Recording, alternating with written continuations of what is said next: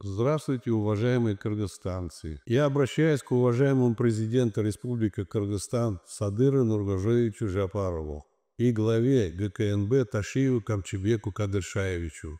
Меня зовут Салиев Галий Ахмедович. Вы моя последняя надежда на правосудие в Кыргызстане.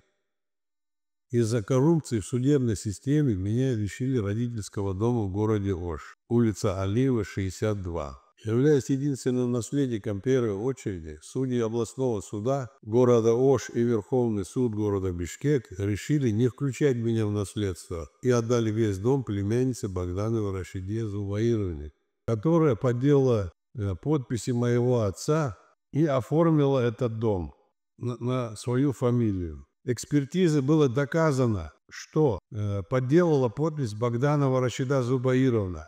Решением городского суда меня признали наследником, но по факту то, что документ был сфальсифицирован в областном суде, в Верховном суде, я это дело проиграл.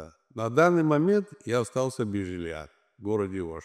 Прошу помочь разобраться в этом деле.